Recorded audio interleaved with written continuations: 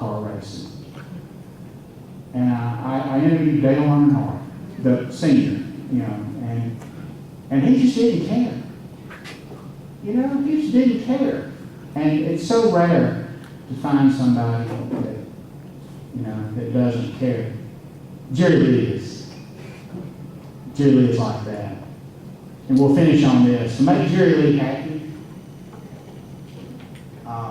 Jerry Lee would probably be right up there. But to make him happy, I would just have to tell him something I did stupid. And we would out-stupid each other. And he finally won, and he won with this story, and we'll finish it.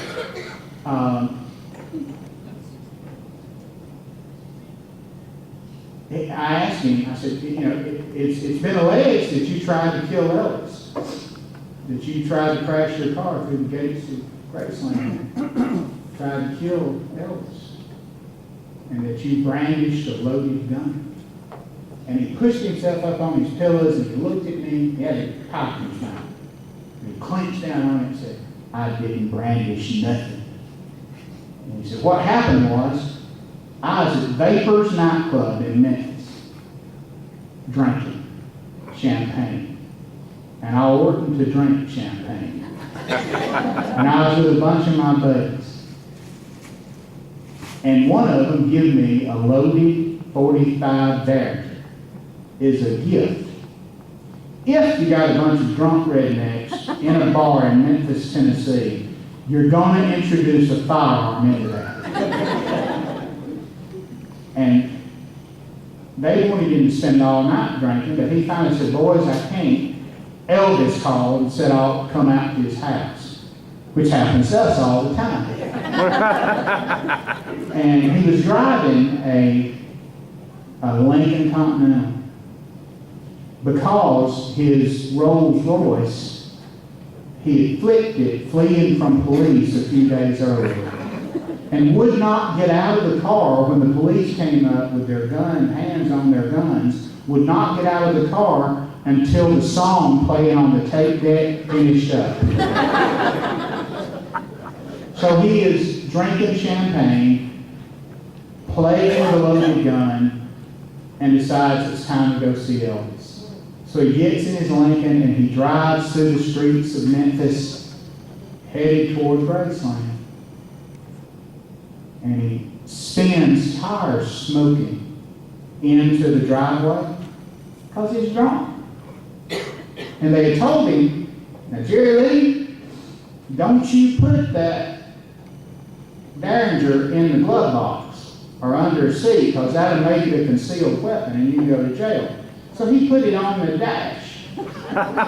So he spins smoking up the drive and goes barreling down the drive and greatly misjudges the length of the nose on the Lincoln Continental and slams into the gates. He's trying to stop, misjudged. Slams into the gates. Oh, by the way, he was holding a bottle of champagne. Wearing a leather vest and no shirt and a pair of rock and roll pants. And he slams into the gate and the car rocks back and Jerry Lee thinks, and the gun goes who knows where. And Jerry Lee thinks, oh hell. So he rears back with a bottle of champagne because he knows the cops are coming. So he rears back and throws it out the window, which would have been a great idea if the window had not been up. So the bottle of champagne breaks and the window breaks.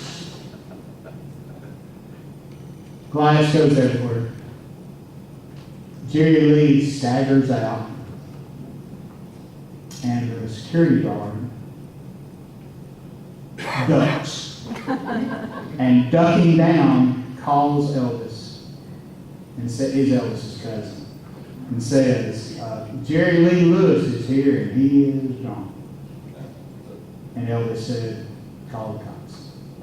And that broke Jerry Lee's heart, and he never forgave Elvis for that. Because he wasn't going to hurt Elvis. But, to hear that story told by him was probably as much fun, you know, as I had, except for that showgirl story.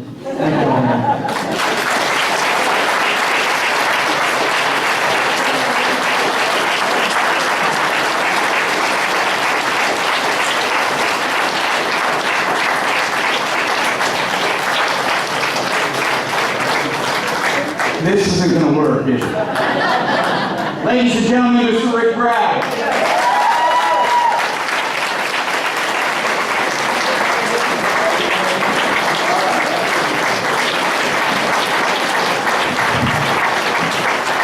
We will see you at our Earth Day celebration, April 19th, as we continue our 50th anniversary celebration. The books will be on sale over here at the table for 50 cents. You can rub the knot on the head and get an autograph. Quarter for the knot, quarter for the autograph. 50 cents altogether. Good night, everybody. Thank you for coming out. You going to sign up here? Yeah. Okay.